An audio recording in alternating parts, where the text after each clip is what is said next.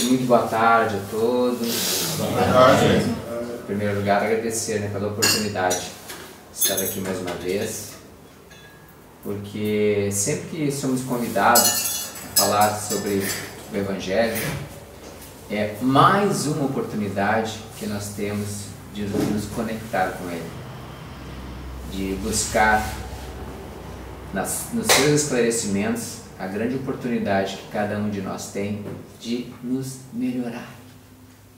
É o grande objetivo. Um pouquinho a cada dia já ajuda, porque a nossa caminhada é longa.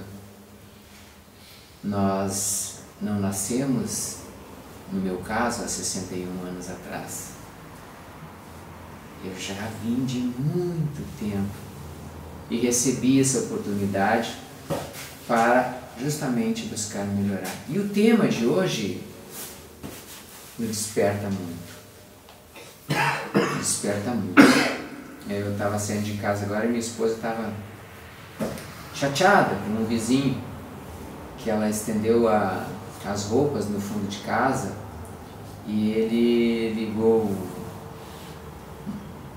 uma chaminé lá que era para ser um fogão a lenha, talvez seja, mas ele emite uma fumaça com plástico, um cheiro pesado de plástico assim, e entrei nas roupas. Ela muito chateada. Eu disse, olha, o que a gente pode fazer lá? Eu disse, poxa, plástico é ruim, né? Deixa um mau cheiro na roupa. O tempo já não está ajudando hoje. E aí ela estava bem chateada. Calma, acalma o coração, né? A gente não vai resolver as coisas assim, querendo. Ela queria ir lá, fazer assim, calma, vamos tirar a roupa, vamos deixar para depois. Então o tema de hoje é: se alguém vos ferir na face direita, oferecer-lhe também a outra face. Está lá no Evangelho, no capítulo 12, nos itens 7 e 8. Aprendestes que foi dito: olho por olho e dente por dente. Eu, porém, vos digo que não resistais ao mal, que vos queiram fazer. Não resistais aos maus que vos queiram fazer. Que se alguém vos bater na face direita, lhe apresenteis também a outra. E que se alguém quiser pleitear contra vós, para vos tomar a túnica, também lhe entregueis o manto. E que se alguém vos obrigar a caminhar 1000 passos com ele, caminheis mais 2000. Dai àquele que vos pedir, e não repilais aquele que vos queira tomar emprestado. Está no Evangelho de Mateus, no capítulo 5, versículos de 38 a 42. Então, o que significa, essa frase? Se alguém vos ferir na face direita, oferecer-lhe a outra também. Será mesmo que Jesus quis dizer efetivamente que quando nos dessem um tapa na face direita, oferecêssemos a outra face para receber outro tapa? Claro que não. Isso até seria um contrassenso, né? Quem que sofrendo uma dor, de uma humilhação, pode desejar que ela volte a se repetir? Não, isso não é uma atitude seria uma atitude muito racional nossa, oferecer-lhe, né? Jesus nunca nos proibiu a defesa. Ao contrário, Ele mesmo nos aconselhou, enfaticamente, a nos defendermos até de nós mesmos, de nossas ideias más, de nossas más tendências e da tentação dos espíritos menos esclarecidos, que nós próprios atraímos e podem nos influenciar. E como nos influenciam? Se nós não estivermos conectados com pensamentos e sentimentos bons, aquelas intuições que vão chegando nos desviam. Quando a gente vai fazer a coisa certa, se a gente está consciente, faça. Não queira ouvir, não faz. Calma. orai e vigiai sempre. Bom, na minha ingenuidade eu até cheguei a pensar que se tratava de nos vigiar, né? Será? Mas não. Aliás, eu pensei que se tratava de nos vigiar dos outros, de nos vigiar dos outros. Mas não. É de vigiar de mim mesmo. Que eu preciso estar sempre corrigindo as minhas atitudes, dos meus pensamentos e dos meus sentimentos. Só somos influenciados pelo mal se o atraímos pessoalmente. Porque se nós estivermos conectados com o bem e o bom, o mal a gente não dá abertura para ele. Então, o nosso objetivo sempre é pensar que vai dar certo. E vai dar certo. É aquilo que eu falo, quando a gente acorda pela manhã, se eu acordar mal-humorado, vai dar errado, já deu. Já deu errado aquele dia. Então eu procuro fazer uma atividade física de manhã, acordo cedo com esse frio, tá frio. Às vezes eu vou para dar uma caminhada e não vejo ninguém na rua. É a minha escolha. É a minha escolha, é aquele horário que eu me coloquei para fazer, que não é ruim, porque se fosse ruim a gente não iria, então eu faço a atividade. Mas aquilo me dá um gasto de dia. E é com alegria. Então quando a gente acorda com vontade de que vai dar certo, as coisas dão certo. O que significa então essa frase do mestre, né? É claro que essa frase tem um sentido figurado. Aliás, os livros sagrados sempre trazem linguagem figurada. Porque ela, além de ser impactual, que causa um impacto grande, ela permite várias interpretações.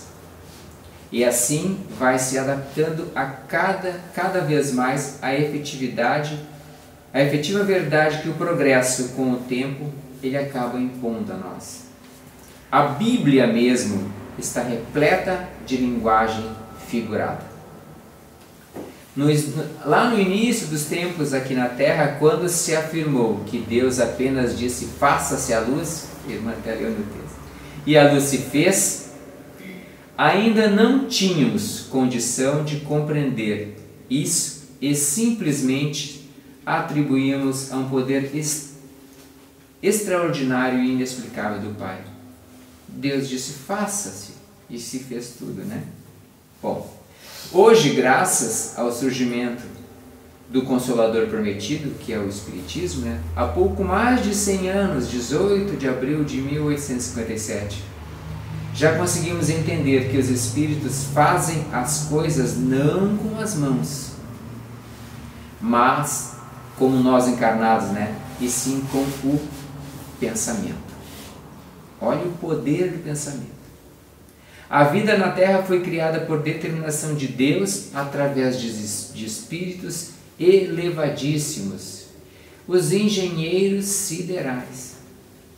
Eles criaram, pela palavra, a qual é o veículo do pensamento, tudo o que existe na Terra.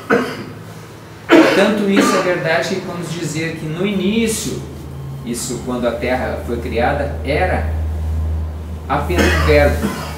Não era isso que existia, né? Era apenas o verbo. O verbo é um termo que significa palavra.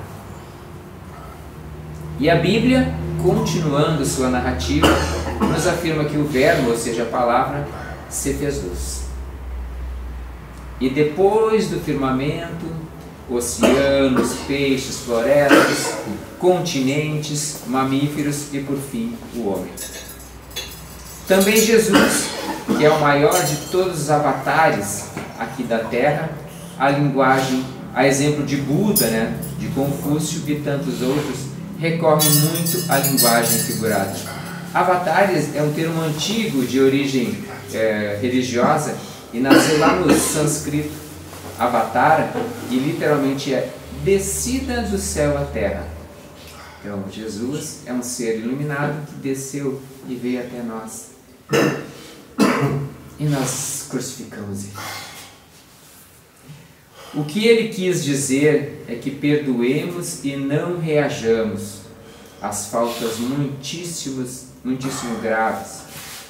Nada existe, por exemplo, mais grave e ofensivo, sendo a tradição do que levar um tapa no próprio rosto. Mas não reajamos. Façamos o contrário daquilo que fez o nosso agressor. Façamos aquilo que jamais, e jamais mesmo, esperaria de nós. Ofereçamos-lhe a outra face. Quem agride, obviamente, também... Quem agride espera, né? Obviamente, também ser agredido. Vou receber de volta. Mas, para que a luta se inicie e termine no pior resultado possível. Ou seja, o esmagamento total de um dos dois, ou às vezes até os dois mesmos. Pois façam o contrário, o inesperado, o surpreendente. Não apresentemos nenhuma reação. Perdoemos, desarmemos ele com o nosso perdão tão pleno, como se ao invés de agredi-lo também lhe oferecemos sem rancor ou desejo de vingança a outra face. É nesse nosso gesto que nós vamos dar um passinho à frente, melhorar um pouquinho. Mas isso não é uma covardia, né? Podemos ser questionados. Bom, para o homem orgulhoso, né? Orgulhoso. Que só considera a sua vida aqui na Terra como um simples percurso, né? Entre o berço e o túmulo. É uma grande covardia. Sim. Visto que ele tem conceitos de honra e valentia que são muito caros, não podendo suportar um insulto sem se vingar. A vingança, né? Como a gente tem dificuldade de trabalhar isso em nós. O orgulho e o egoísmo, eles caminham junto no nosso lado todos os dias. E a gente fica lutando com eles. E eles fazem um estrago muito grande para todos nós.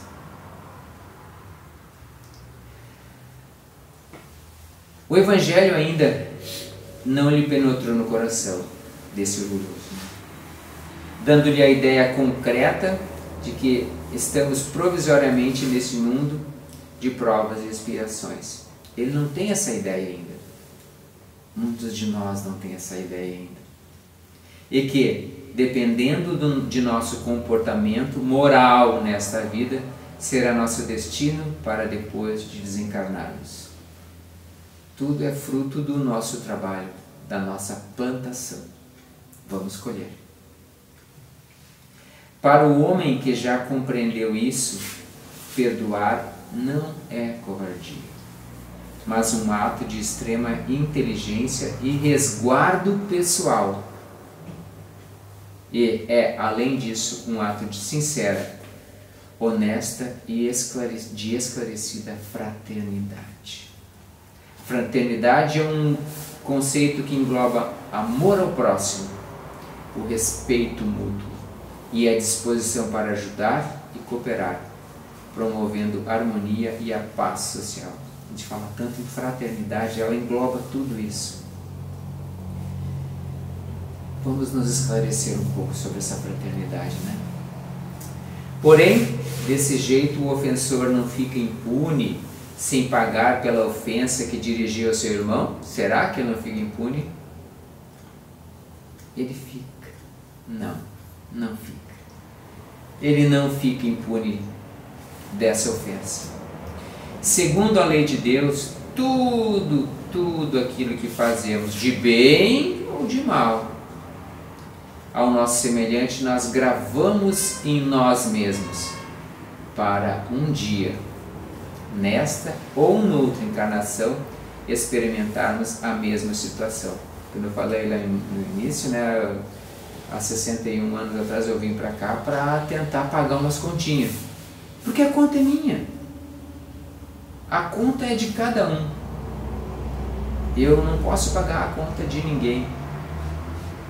As minhas ações, o que eu colho são fruto do que eu planto. Então a gente volta aqui para realmente tentar nos ajudar. Como é que a gente ajuda isso? Fazendo isso? Fazendo o que é fraternidade, né? Sendo amoroso, caridoso, tentar ajudar aos que estão ao nosso redor. Tentando pelo menos ser um pouco de exemplo. Eu busco um pouco o exemplo sempre do meu pai.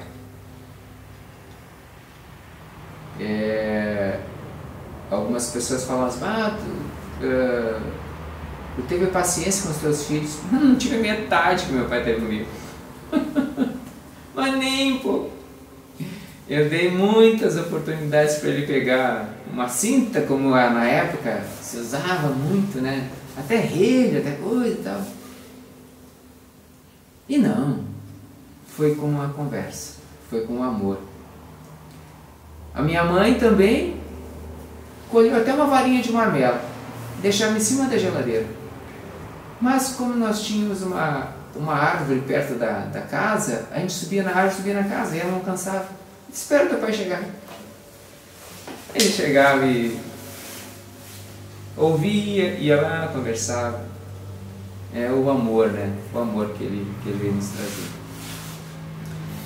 Então, se eu fizer mal a alguém, no mesmo instante me autocondeno a passar pelo mal que pratiquei quanto ao meu próximo. E se mesmo assim a pessoa que eu maltratei ainda quiser fazer justiça pessoalmente sobre mim, ela própria estará exercendo o mal e inevitavelmente terá que suportar em si mesma, nesta ou noutra encarnação, a maldade que praticou. Perdoar, então, além de ser um ato de grandeza moral, nos libera de futuros sofrimentos. Não é, repetimos, apenas uma atitude mística. É um ato compensadoramente realista e inteligente da nossa parte. É preciso, portanto, meus irmãos, surpreendentemente, aceitar com humildade e sem reação tudo que tende a reduzir esse nosso orgulho. É preferível, para quem pretende se elevar acima da vida puramente material que nós temos, né? Ser ferido a ferido, suportar pacientemente uma injustiça a cometê-la, ser enganado a enganar. O mal que me fazem não me faz mal. O mal que me faz mal é o mal que eu faço, porque esse sim me torna uma pessoa má. Se eu revido alguma coisa, eu vou estar me igualando no mesmo nível da pessoa que me tratou mal. Então, é muito cuidado de cada um de nós em responder, em querer se igualar, querer ficar mal também.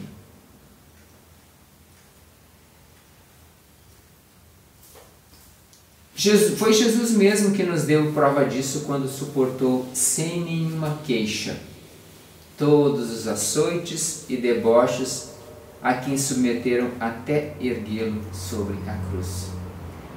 E ainda disse, né, lá do alto: Pai, perdoai-lhes, porque eles não sabem o que fazem. E fomos certamente nós próprios, né? Em encarnações longínquas que podemos ter feito isso. E Ele nos perdoou mesmo. Embora a gente houve registrado esse mal em nós, né? A gente fez o mal ficou registrado, porque a gente não sabia o que estavam fazendo. Então a gente começa a julgar pessoas, querer julgar os outros é um erro muito grande, porque cada um de nós está no seu tempo de entendimento. Então se a pessoa não entendeu ainda, respeita.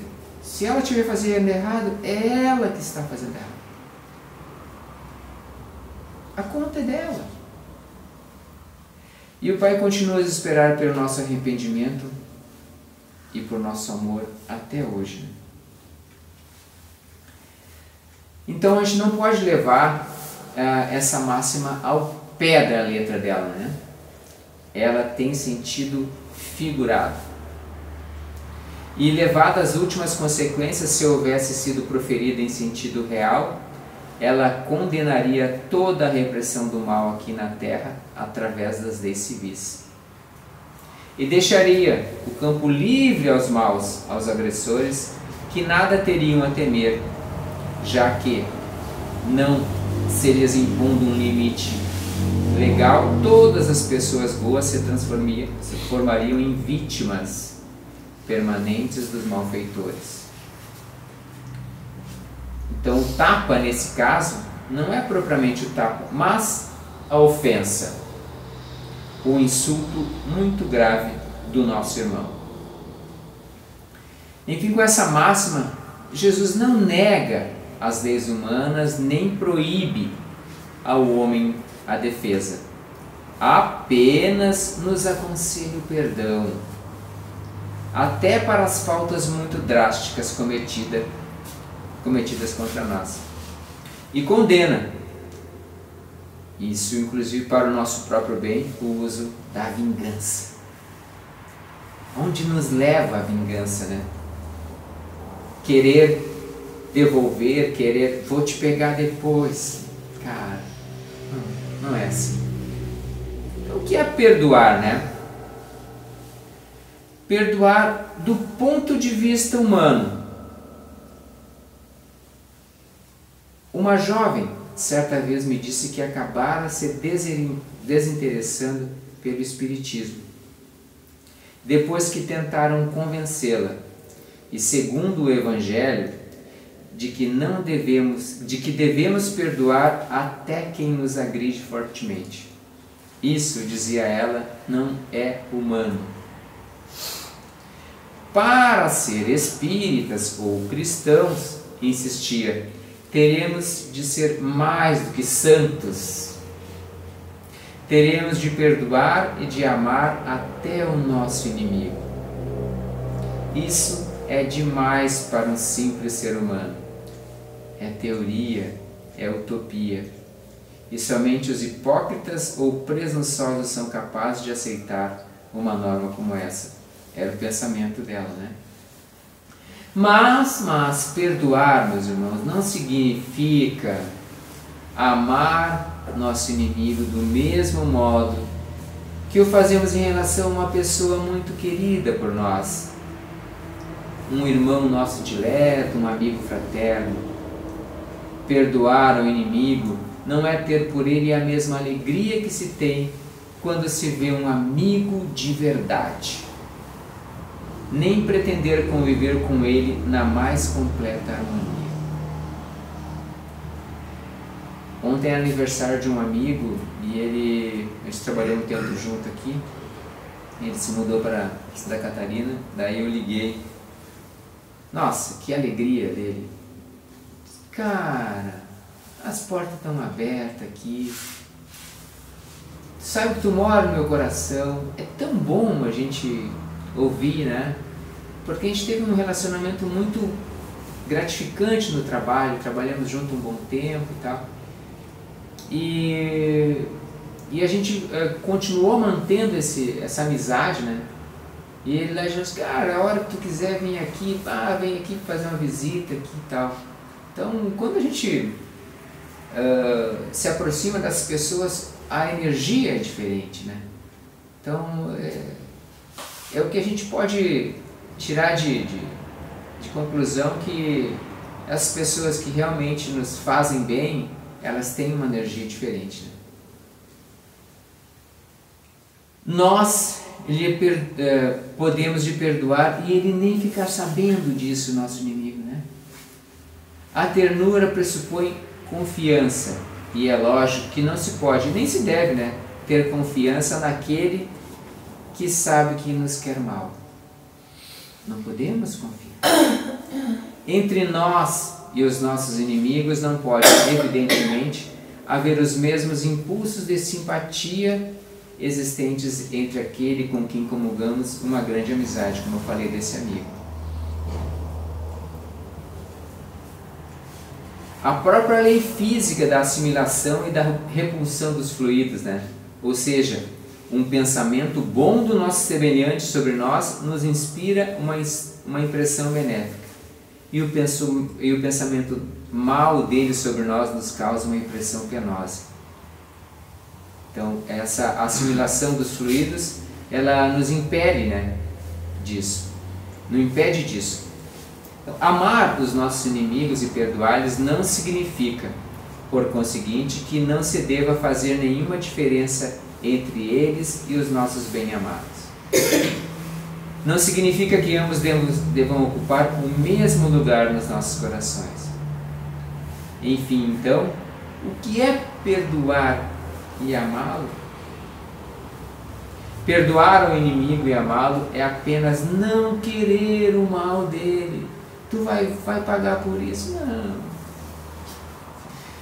Não manter rancor por ele. Ah, tu vai te dar mal? Não.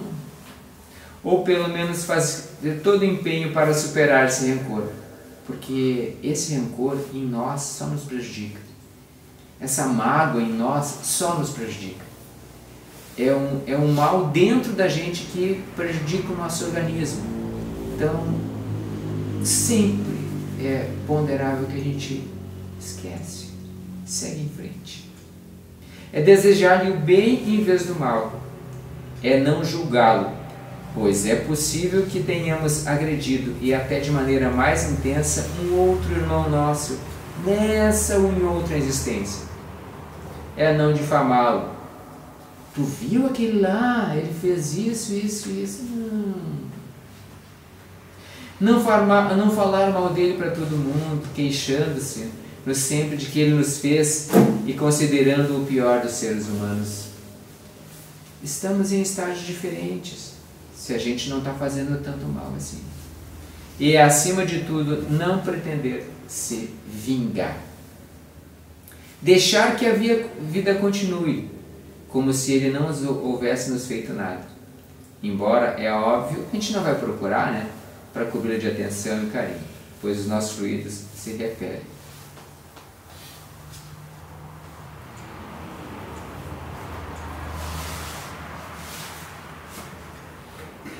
A palavra perdoar, ela significa exatamente esquecer.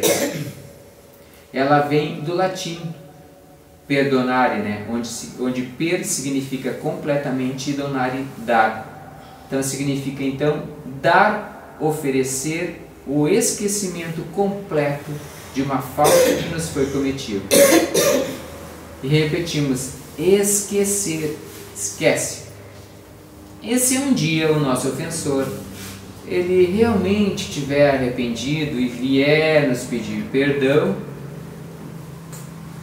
já que nós já havíamos dado esse perdão para ele, se solicitar a nossa ajuda, o façamos, ou pelo menos nos esquecemos, ou esforcemos para fazê-lo sem arrogância de sentimento e superioridade. Tratemo-nos de igual para igual, pois ambos temos defeitos, por mais que desejamos corrigi-los um dia. Já acontece casos que a gente vê e quer dar lição de moral ainda, né? A gente às vezes quer dar lição de moral. Tu não te veio, viu? Eu sou... A gente querer ser superior àquele cristão que está tentando se melhorar no mesmo jeito que a gente. E a gente aí quer ser superior, quer dar aula de moral. A nossa caminhada é longa. Bom, do ponto de vista divino, né? E Deus, Ele nos perdoa sempre. nem que tenha que esperar milhões de anos pelo nosso arrependimento. Porque chega um ponto da vida que a gente pensa assim, poxa, porque lá eu não precisava ter feito. Mas eu já fiz. Agora eu estou arrependido. Mas segue a vida que segue. Por isso é que dizemos ser Ele infinitamente misericordioso. Nenhum de seus filhos, por mais perverso que esteja sendo, será mau para sempre. Nós não vamos ser maus para sempre. Um dia, desgastado pelo sofrimento, se arrependerá e, como filho pródigo, retornará à casa paterna após expiar as suas faltas. Mas o mal que praticamos não atinge a Deus. Atinge, isto sim, a nós próprios. Já que, ao executá-lo, registramos em nossos próprios espíritos para resgatá-lo no dia. E por isso mesmo a gente precisa acabar com eles. É uma luta diária.